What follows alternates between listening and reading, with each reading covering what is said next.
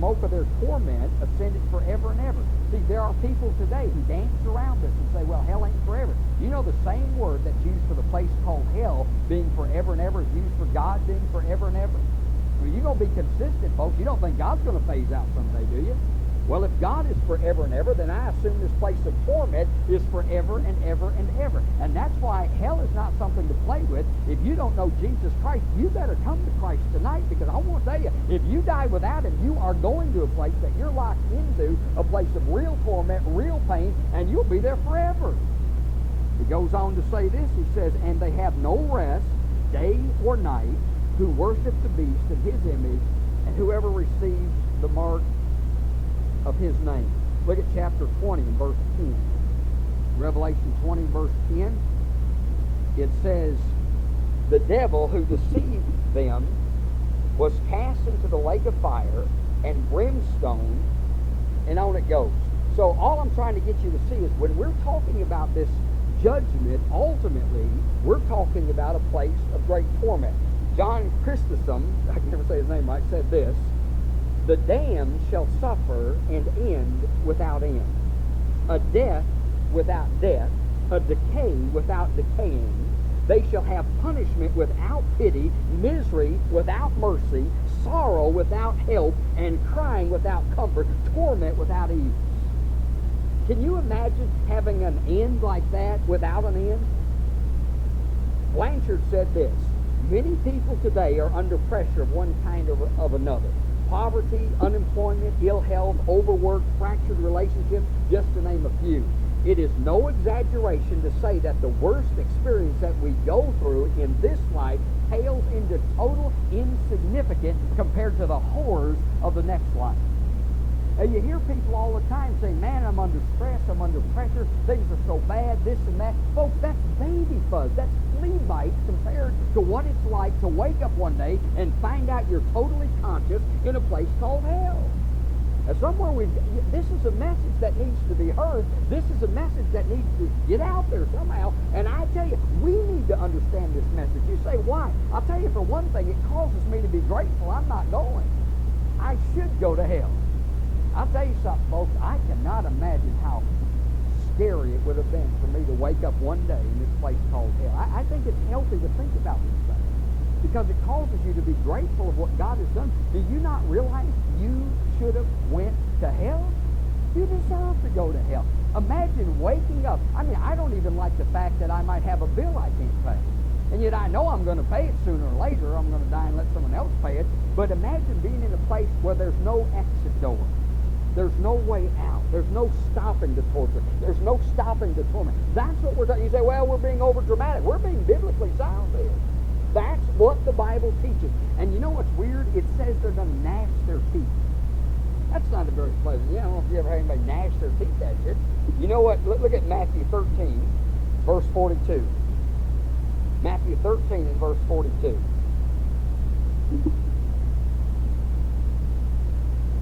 Verse 41 says, the Son of Man will send out his angels, and they shall gather out of his kingdom all things that offend and those who practice lawlessness, and cast them into the furnace of fire, and there'll be wailing and gnashing of teeth.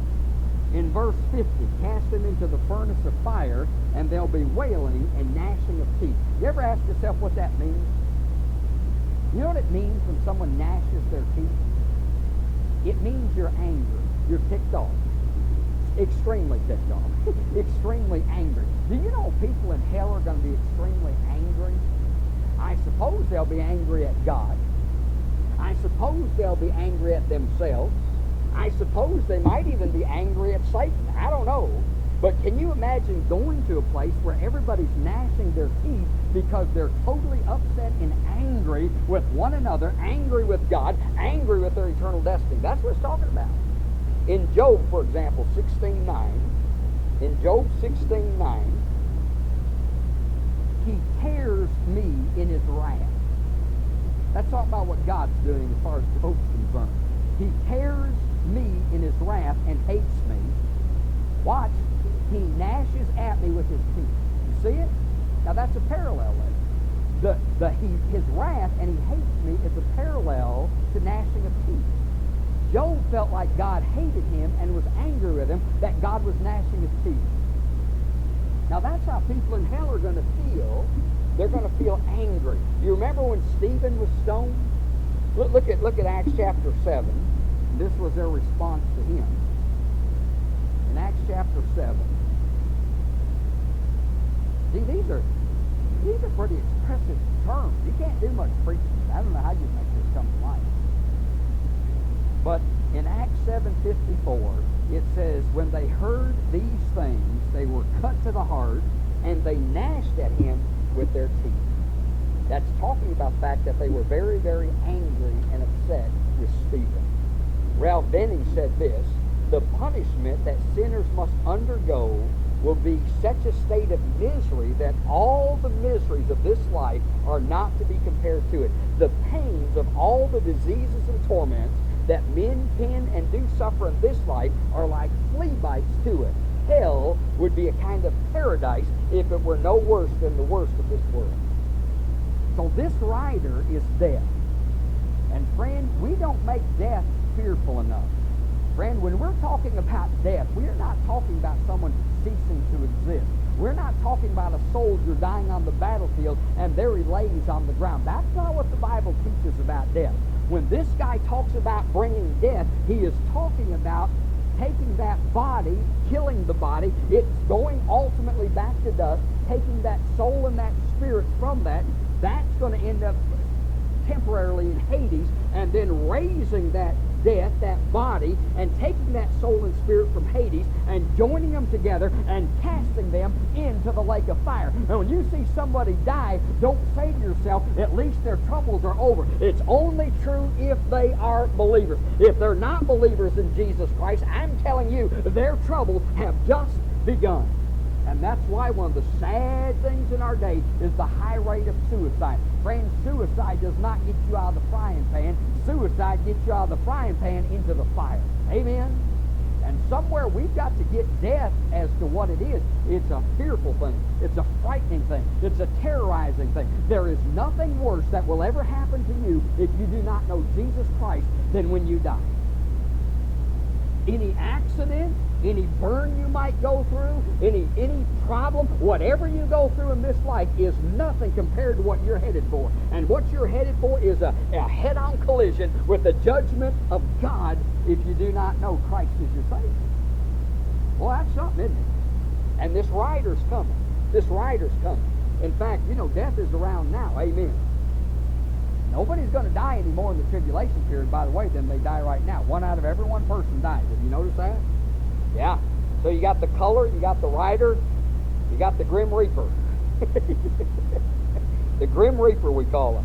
One fella said this, and he was the first one to be executed in 25 years in the state of California. His last words were, you can be a king or a street sweeper, but everyone dances with the Grim Reaper. All right? Now I want you to know something. The Grim Reaper's coming, and that's, look at that. Then now he's going to bring in the Hades part. See it there? It says, and Hades followed with him. Now that Hades is referring not to the body, but where the immaterial part of man goes. All right? That's what Hades is. Lost guy dies, his body go back to dust. It'll be raised. Not glorified, but it'll be raised under judgment, and his soul and spirit will go to Hades. I believe there's a place called Hades right now as we speak. That's not where man's going to ultimately end up. Revelation says death in Hades is going to be cast into the lake of fire. Now, Hades is never presented as a fun place. Now, let's just look at Hades a little bit here. It comes from the root word to see. That's what Hades, if you took the root word of the Greek, it means to see, and then it's got an alpha prefix, which means it negates everything, so it's unseen. You've heard of the unseen world?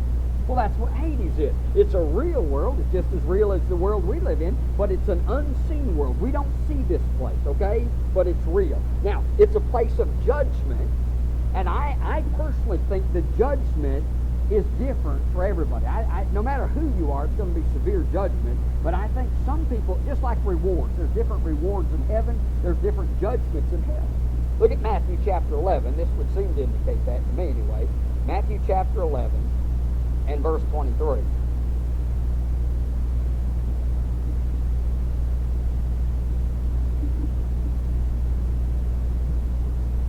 it says, and you, Capernaum, who are exalted to heaven, will be brought down to Hades.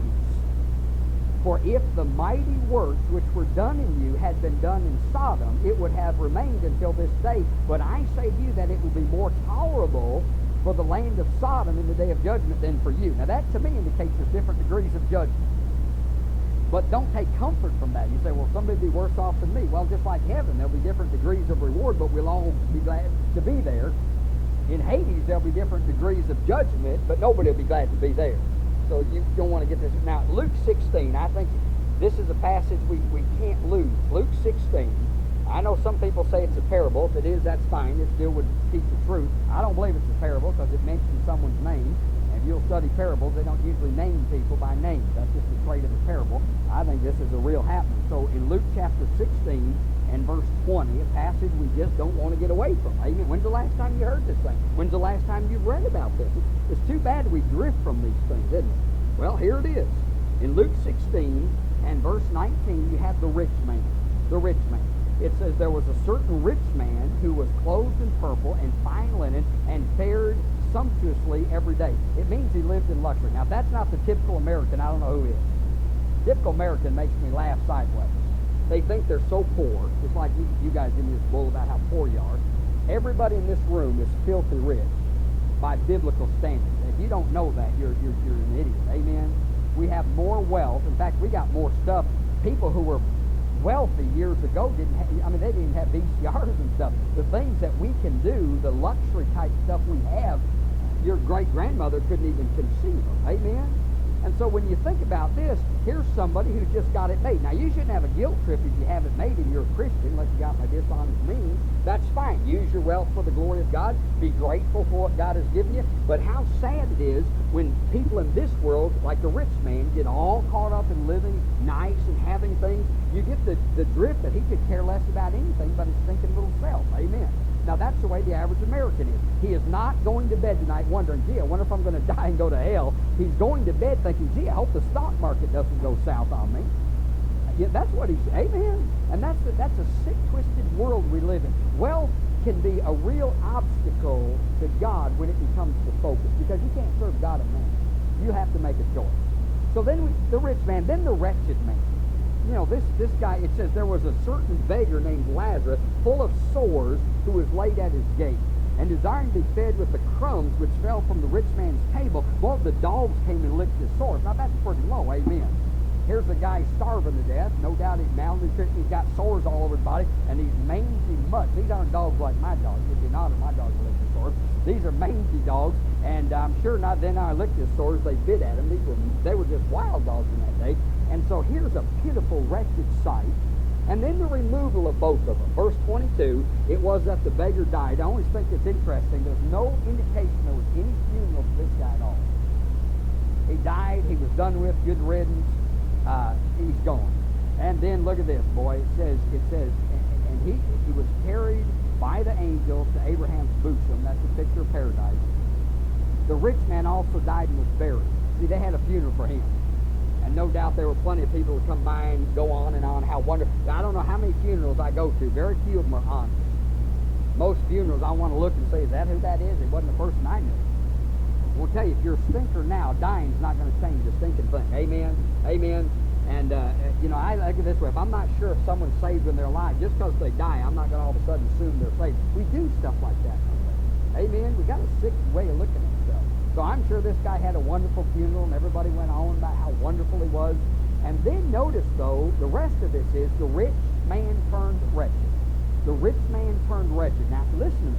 This is going to happen to everybody who does not know Jesus Christ. I don't care what they say at your funeral. I don't care if everybody you know says you're saved. This is what's going to happen if you die without Jesus Christ.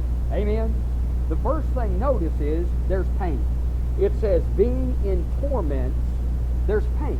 Now, I'm telling you, I don't know what you think about pain, but I don't like it. Amen. You know, Ruby with her back, she can tell you right off, pain is no fun. Pain is a bully. Amen. Nobody likes to be in pain day in day out. Well, what if you had a pain that you could barely put up with, and there was no doctor that could do any surgery, there was no medicine that could dull the pain? That's what we're talking about if we die without Jesus Christ. We're talking about perpetual pain. Buddy, I'll tell you.